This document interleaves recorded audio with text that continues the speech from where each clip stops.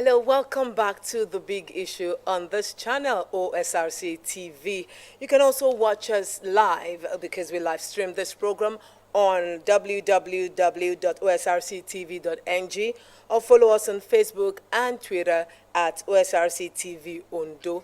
You can also subscribe to our channel, OSRC TV, on YouTube to follow this program. On this segment of the show, like we said earlier before now, our focus is Kaduna attacks, the new curve of insecurity in Nigeria. And in this panelist session, I have with me Dr. Gbenga Abimbola, a university don and journalist. Thank you for joining me on The Big Issue. Thank you. It's my pleasure to be here. I also have with me a regular feature talking about Baba Tokwe Okeowo. Thank you so much for being here. You're welcome. All right, we heard our lead discussant, Alhaji Garuba Gora. He was all about the fact that Governor El-Rufai screamed as much as he could. He wrote to the Nigeria Railway Corporation, as well as got the necessary security agents involved when he had the intelligence report that there might be an attack on that last train ride to and fro Abuja. And nothing was done about it until it actually happened. On this show, we've talked a lot about intelligence gathering, in its role in security and securing the nation. What do you think would make it that we are not giving it its proper place in our scheme of things in Nigeria? I'll start with you, Dr. Abimbola. Thank you. I think we take a cursory look at the situation in Nigeria. It didn't just start today. Recall that in recent past, the governor of Benue, Samuel Otom, he had accused the federal government of complicity in the security situation in his state in those days. That several times he would send signals and send intelligence report to the president. And that even several times when he wanted to see the president physically, that he was denied. He was denied. He would be denied. So I'm just saying that it did not just start. The bottom line is this. It's quite unfortunate anyway, but we've listened to analysts, we've listened to insiders, and we've listened to watchers of events. The conclusion will be that the government of Nigeria has not handled the security situation very well, and that the government of Nigeria seemed to be playing politics with the security and lives of the people. Otherwise, recall that even this Kaduna rail, the Minister of Transport, Rotimi Amechi, also accused the government where he is serving that he proposed some technology for security, for security, for surveillance, and that the thing did not see the light of the day, or the thing was not implemented.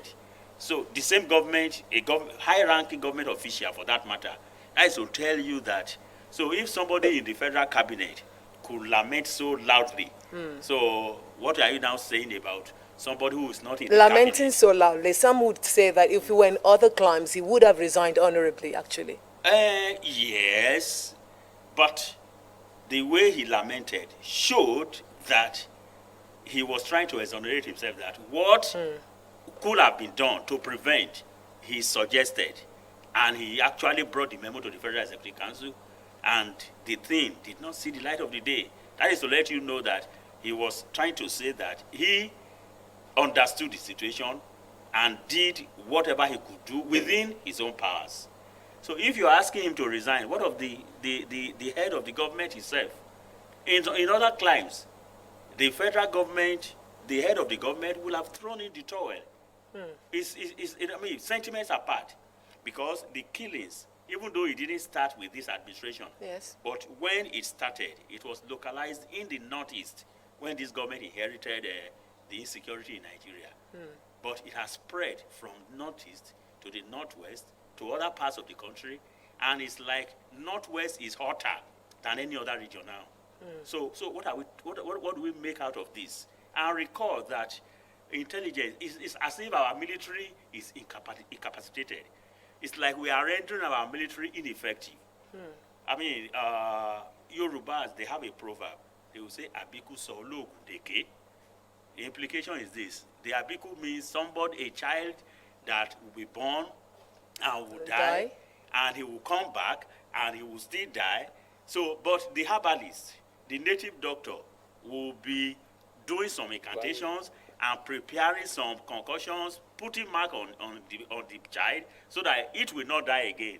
But because by Yoruba mythology is Abiku, that means he must necessarily die.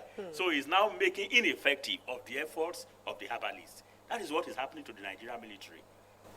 It's like there is sabotage somewhere. It's like there is more to this thing than media. It's not everything we can just say on air like that, but I just want to lay that foundation that I'm not surprised if the governor of Kaduna State is saying that, or was saying that he sent intelligence report that was not adhered to. I'm not absolving the governor himself, because the governor is the chief security officer of the state. Whatever is happening in Kaduna, it is not only the federal government that we should blame, we should also blame the state government, because what is the essence of government? Look at what the governor of Ondo State is doing here when the issue of headers, farmers clashes are started. He stood his ground and said, no, we must emplace Amoteku, and Amoteku must function. That if the governor of Ondo State, why I'm not holding brief from him, he even said if it will cost him his political ambition, that so be it. That is someone who who places premium on the lives of the citizens. And from why are we a bit differ from what Dr. Ibula said is that governors, yes, in the face of it, they are the chief security officer. On but face value. Yes, on the face value. But are they the real chief security officer? Can a governor order the commissioner of police around? Look at what that man said, Alhaji Gora. In Lagos State, a chief superintendent of police disobeyed the governor, elected governor. So, in the face of it, yes, the governor is the chief security officer of the state. Yet, it does not control any security forces, not even the police. Now, coming to the issue of Amotekun. Amotekun is carrying which weapon? Has the federal government licensed them to carry sophisticated weapons, just like other armed forces or the police are carrying? No. So they now depend on native intelligence and little pump action that they are carrying. So we cannot actually blame the governor, because the governor does not have such power to do most of the things we are blaming. Yes, to have the command, to command the security forces or the other government's power of coercion. That's it. That's why you cannot blame the governor for it. Okay. But hold on. I know that, these things, we are talking about the foundation. We have not really, the political class, the leaders of this country, have not really addressed the issue. And that is what will take us to the issue of restructuring. So what Babatope Okewo is saying the truth. The governors, they are chief security officers, just in name. They don't have the power of command. But we can make them to have the power of command by insisting on decentralization of policing, by insisting on not talking about we, the followers. Yes, it's not we, the follower, we demand. Then our representatives will now do the needful. Take it up. So we'll be able to talk about restructuring, devolution of powers. Now, how many of the governors, even in the north, are supporting this restructuring? It's like politically they feel that the southerners, the southeast, and southwest, they are the ones crying they are the ones crying for restructuring. So you understand. So what we are saying is this: we must address the situation. We must go back and begin to look at it. And the truth is that Alhaji Gora, he also said something that is very instructive. He said, in those days, that everybody was his or her brother's keeper. The community, they know themselves. Even all these bandits that are in our forest now, do they not pass through some farmlands? Do they not pass through some farmsteads? Do they not buy from do they people not buy in the from them? community? Even in this state now, I know of a community where they sold a large expanse of land, even to these people. So some of the cows are owned by our own people. I'm just giving that as an example. So when we don't do the needful, in Kaduna has a history, especially North versus South, has a history of all these agitations. But Ethnic yes, agitations, ethnic and religious and all the rest. So the issue is that all these things, what is happening in Kaduna now is both internal and external. The internal conflict and the external people that are coming to, dominate them and harass them. So these are the issues. So for now, let's just stop here and continue the debate. But what I'm saying is that the people, the government of Kaduna, the people of Kaduna, they have their own roles to play.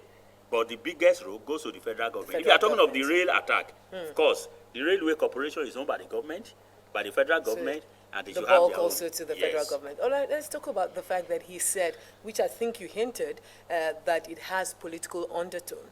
Talking about the security situation in our country, it's as if we intentionally do not have the political will to put an end to all of this.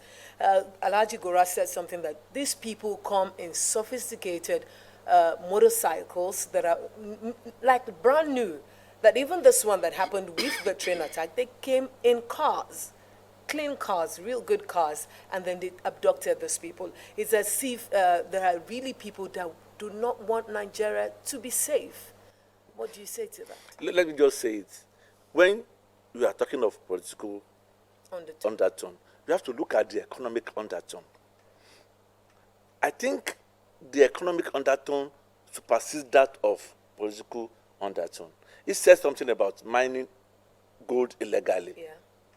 And these people have been so armed Okay.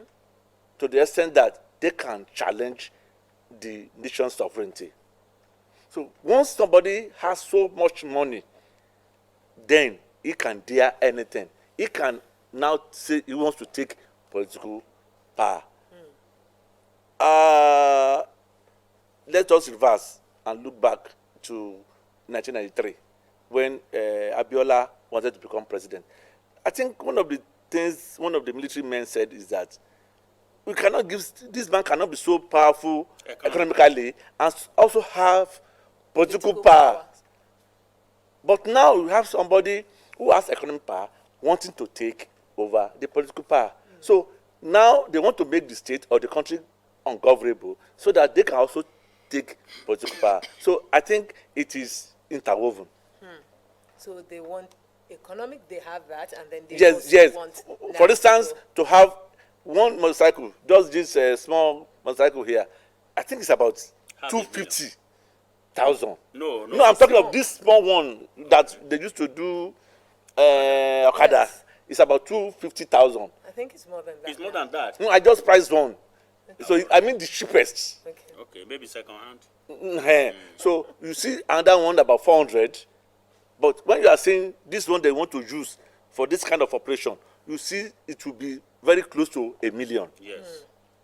So if somebody can procure about 200 and have Hilux vehicles, you know that the person that is actually leading that is a very wealthy individual or individuals. Yes, and that is where the issue of intelligence comes in as well.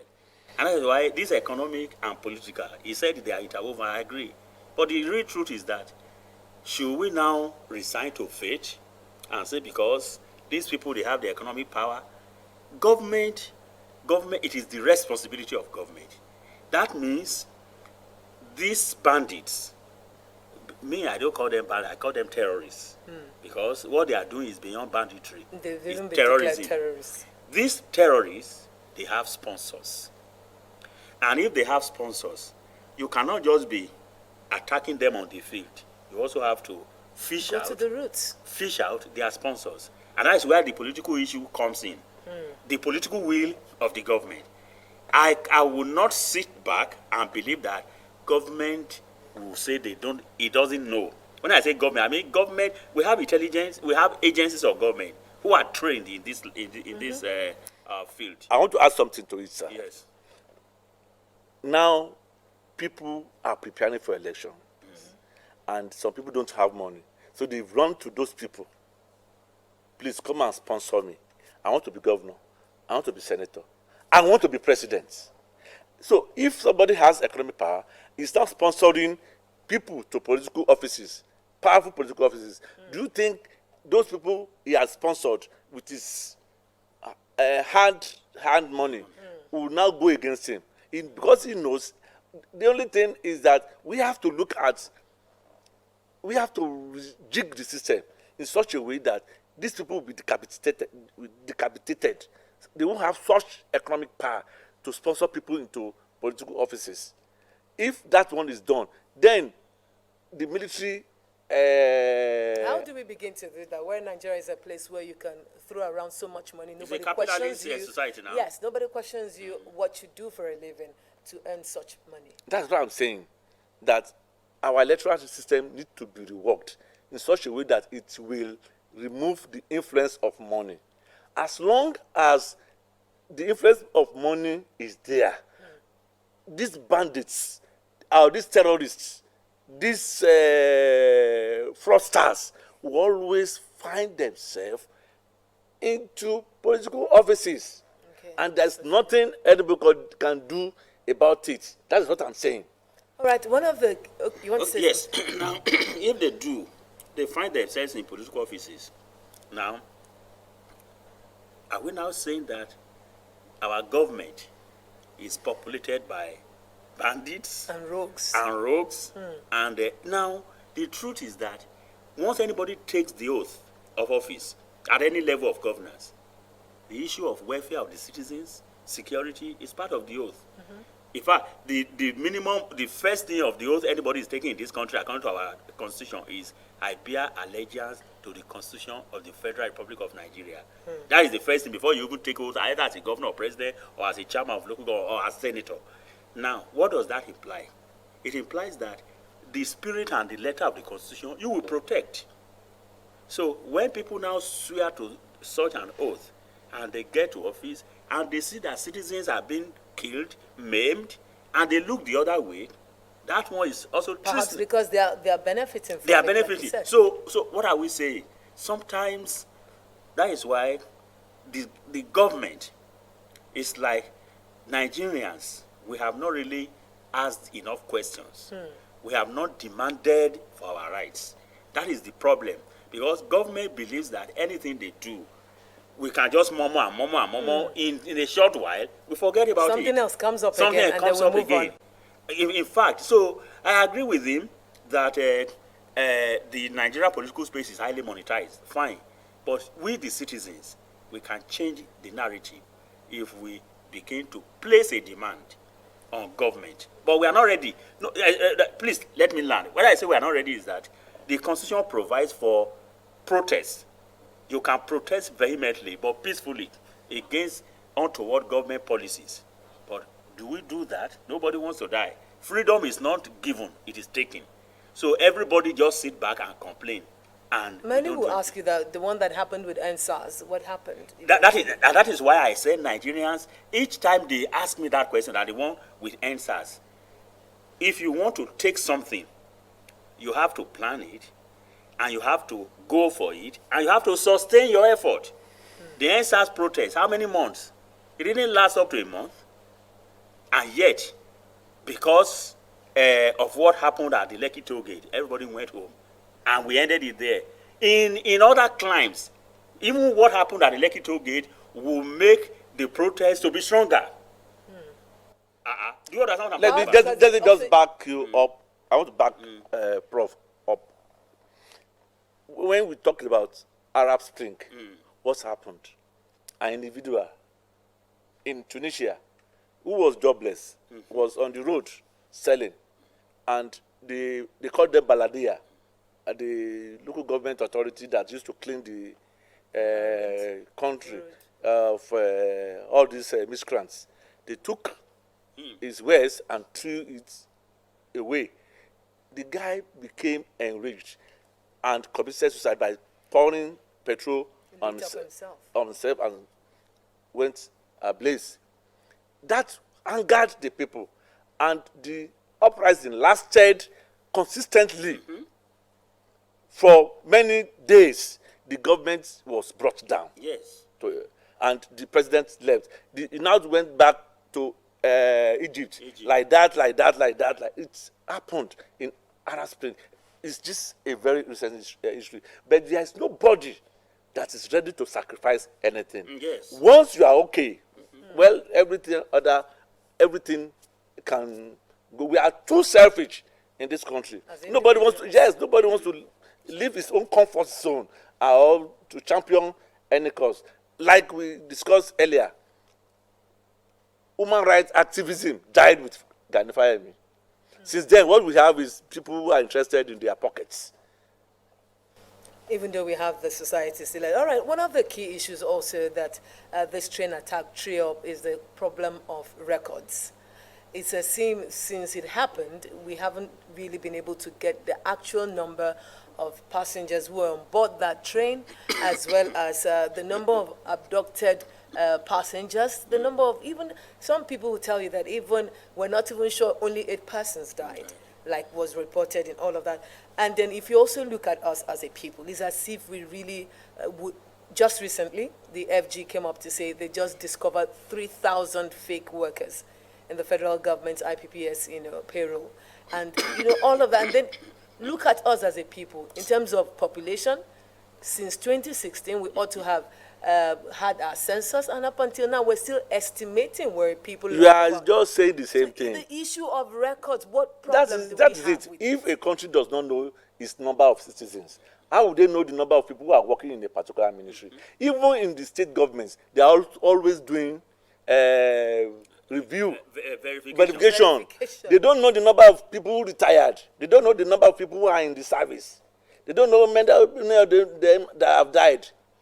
Well, are you getting it? So it's a big problem. Please don't let us even go into that area, because if we are really going to go into that area, we will open the can of worms.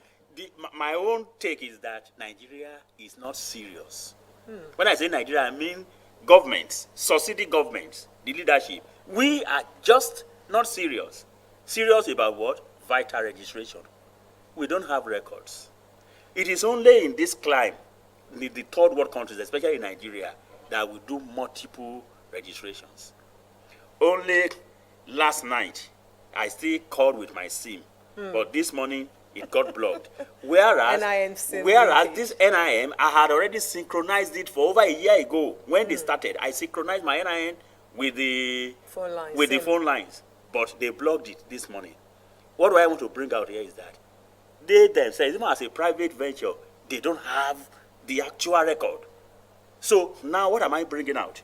It is only in Nigeria, you see somebody, if you want to collect the driver's license, you go through fresh registration. And they take all your particulars, they store it separately.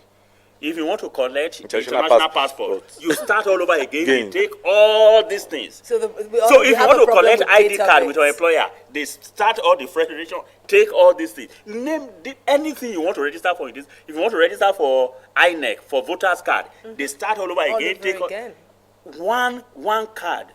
There must be a PIN number for each Nigerian.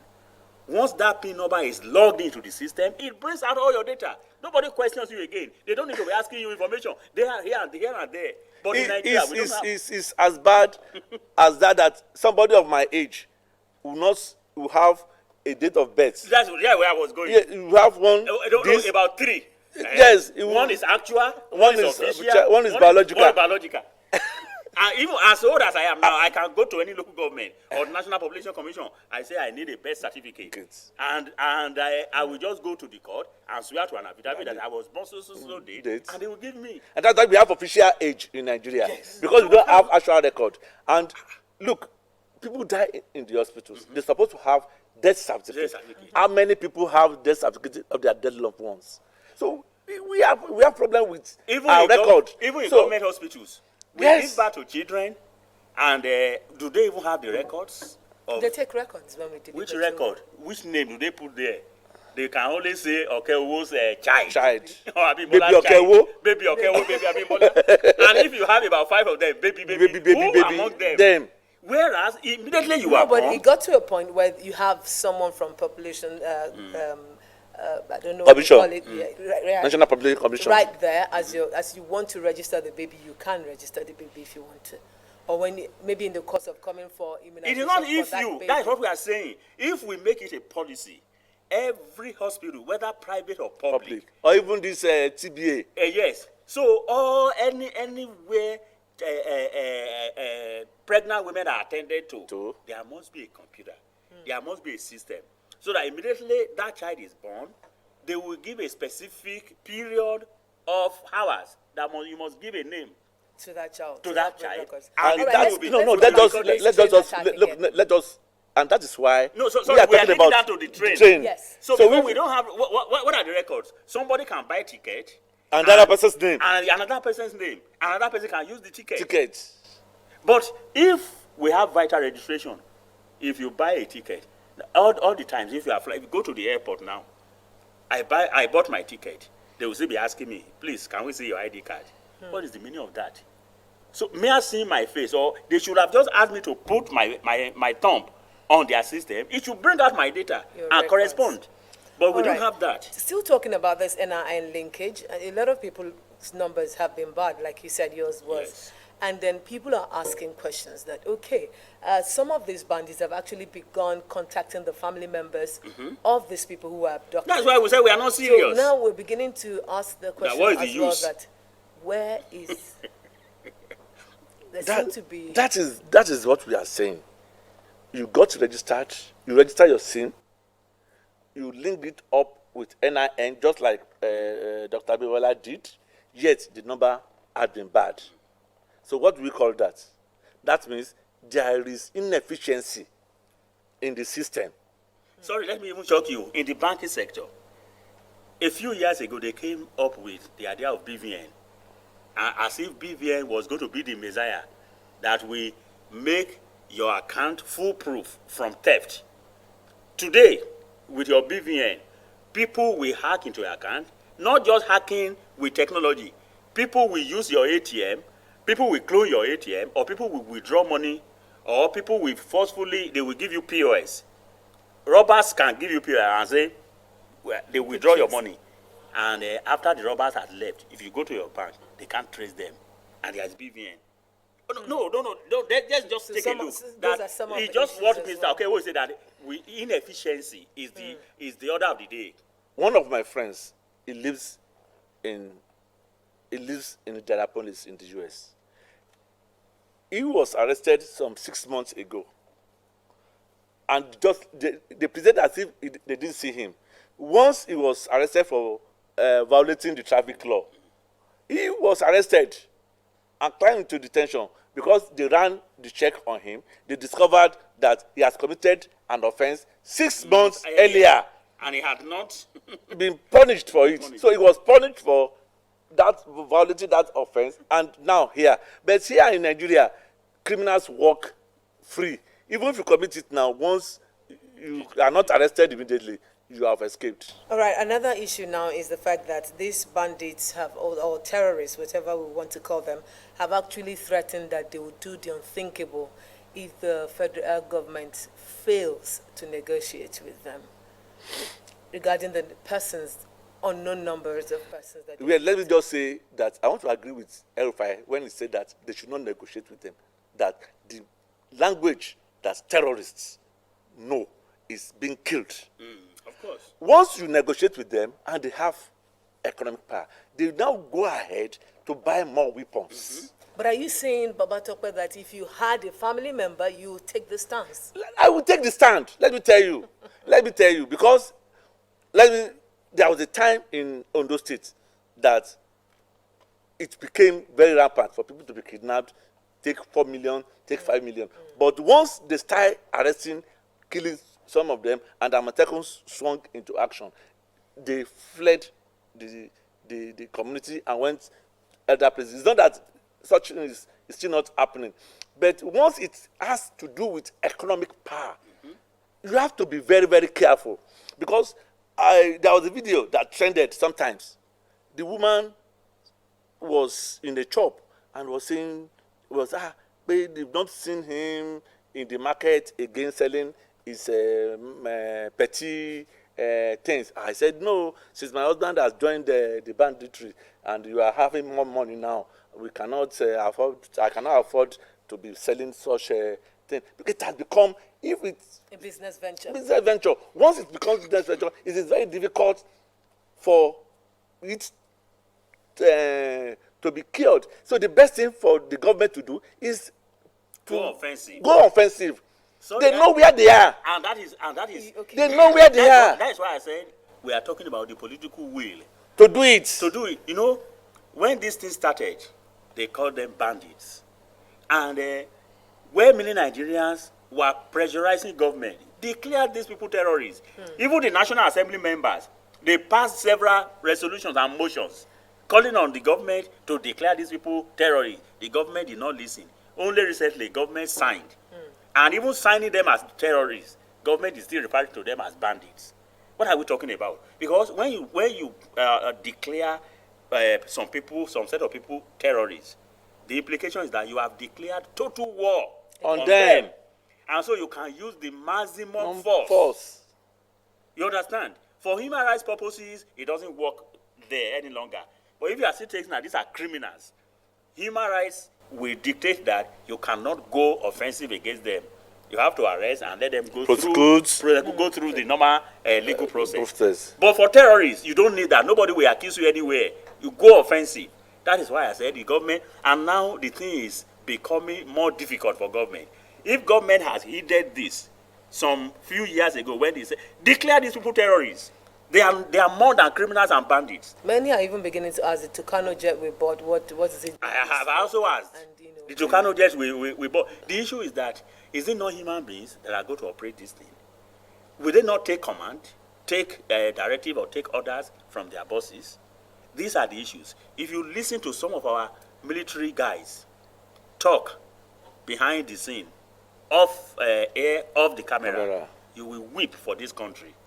That sometimes some of them, innocently, their lives are being put on the line without any reason. Because they meant well to go and fight for the country.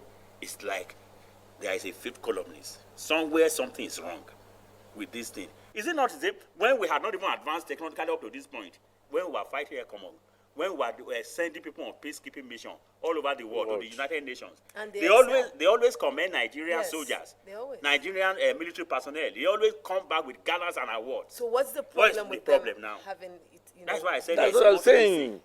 Are you getting it now? So the best language that terrorists understand is maximum force. Once you start to negotiate with them, take for instance, maybe they claim to have arrested or to have taken about 20 people into captivity, and you are saying, okay, bring 250 million for each of them. You know how much money they will have to procure weapons. So as long as people negotiate with them, as long as they get more ransom, and people are paying ransom, they will continue to be emboldened. They will have more weapons. Look at what you said about the number of cycles they came with, the number of pilot buses. A gun, AK-47, is not cheap. We are talking about 500,000 to procure one, and they came with sophisticated ones. All of them, about 2 of them on a bike, having one. That is, on that operation, each motorcycle will be costing about 2 million, including the motorcycle. Yes. So where would they get money to service all those things? Once you stop the stream of income, definitely they will be forced to kiss the canvas. During the Biafra War, I read that late Awolowo, Obafemi Awolowo said, we are fighting these people, and you are supplying for them, you are feeding them. They will be emboldened. Stop the supply. And what happened? The war ended. Are you getting it? They didn't forgive him throughout his lifetime, but it ended the war. So as long as People give them money. They negotiate with them. They take 10 million, they take 5 million, they take millions of naira. They will be emboldened and continue to adopt people for ransom. Okay, so you take the stance that it should not, no negotiation. No negotiation. No, yes, I support that. No negotiation. All right, let's talk about the NRC boss. Now, he said on national television that they had hints, knowing what has been happening in Kaduna State, they had hints that there could be a likely attack on the train on that route, and that they made sure that each coach had about 2 policemen. And they had about 9 coaches, a total of 18 policemen. However, they were not really prepared for such an attack. And then one begins to wonder, why have them there and not really be prepared? Guys, we are talking about the efficiency, that there is gross inefficiency in our operations. And mind you, Kaduna is the epic center of our military architecture. More than half of our military investment Was in Kaduna State. is in Kaduna. More than half. Kaduna State alone, out of the 36 states, it's only the divisions in Enugu, 2 mechanized division in Ibadan, the one in Enugu and where. Doesn't that Jos. make you wonder? Yet So what am I bringing such out? boldness. All the military institutions, tertiary is the middle level, the NDA. the middle level. Those are some lower levels. Then the tertiary and the superior institutions of the military, both in the army, in the navy. There is no water in Kaduna. The naval, the air force, the army, all these key institutions, they are in Kaduna, and they are not just there in name alone. They are there with all the supporting resources and facilities. Yet Now, it seems that they're vulnerable. now, for Kaduna to be this vulnerable, that's why I'm saying there is more than meets the eye in this matter. Even states that don't even have any military base, they are not as attacked as Kaduna. That is to tell you that something is wrong somewhere. So what is it about What Kaduna? is wrong? The government must look inwards. Government must look in. Mr. Okewo is talking about was talking about the economic power that the sponsors have. Since they have economic power, is government blind? Is government blind that it cannot see those who are sponsoring? These are the issues. Now, even if, let's say that government is not even investing in intelligence, some state governors, some other people are investing in intelligence, and Alhaji Gora said that the governor of Kaduna State, in all the 23 local governments, in Google surveillance and whatever, security, and has invested, and they will provide this intelligence to government, and yet something will still happen. It's not only in Kaduna, it has happened several times. I just mentioned that of Benue State. They will provide this intelligence that this place is likely to be attacked, yet government will not take it seriously. It is after the attack had been carried out successfully, and we are counting our woes. Then people will now say, we told government, government not doing anything. That's why I'm saying something is wrong somewhere. Why Kaduna? In fact, if any place will be attacked, Kaduna should be the last of the states in this country. Now, in addendum, why I will not blame the police? We are talking of 2 policemen in each coach. in a coach. And we are talking about the number of hilux vehicles and the number of ones that came. They will be overwhelmed, overpowered. So you cannot actually blame the security men attached to the Do you think the the coach. NRC, talking about the federal government now, was prepared enough? It wasn't. They don't take in Nigeria. I'm Yes. sorry. In Nigeria, we are reactive. We are not proactive. That is it. That's the problem. If they had taken caution, probably it wouldn't have happened. Is it not in the same Kaduna? This Kaduna we are talking about, people are just talking about, is because we are not there. If we are there, we know that the Kaduna had been devastated.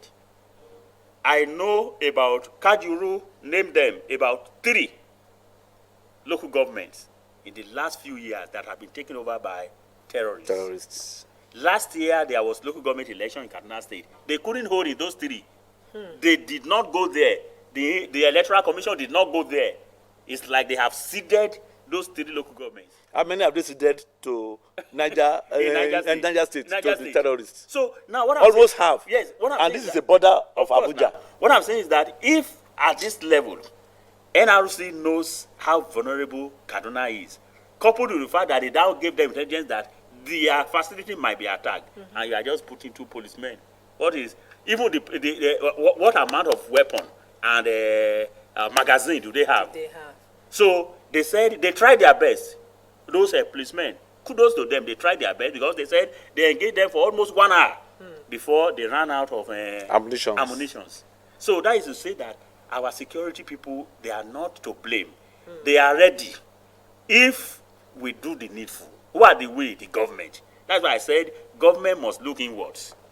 In talking about being ready, our people are ready. We also have... At least they have the willingness to defend the country. I mean the security agencies in this country. But it's also in this country that we had people, when Ukraine called for volunteers, we actually had Nigerians who were willing to go volunteer.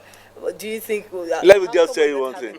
Let me tell you one thing. Because it seems that they're being overwhelmed. There are some countries, especially... Sorry, before you make your contribution. Obi, if you are saying that Nigerians, they were ready to go to Ukraine, that should they not join our military? Who tells you that they were not ready? Every day, any recruitment, if they want to recruit 1,000, you will see over 20,000. Justly. So what I'm saying is that it's not that Nigerian youth are not ready, but are you inviting them? Are you ready to hire them? Yes. You have even said my mind. You have spoken my mind. But I want to add something. Let me tell you, in the Middle East, Israel and all those countries around there is a compulsory thing for the citizens to have military training. Yes. This 1 year that we do, NYC. No, it's only 3 weeks. It's only 3 weeks that they give you some minimal exercises. No, what do? They give you a stick as a gun. But there, you are trained to have, you are a military man. If you, after the 1 year military training, if you want to go to the military, it's automatic employment. If you want to go into other venture, very good. Are you getting it? I think it is high time the government looks into that and make sure that our youths who are interested in joining the military, in joining the police, in joining other arms of government are allowed to be. If today they want to employ people in the police, go to the police headquarters, lobbying. People even pay money. They bribe to get employed into the police, into the army. So it's not that they are not willing. Just like Dr. Abibola said, it is because there is no space for them.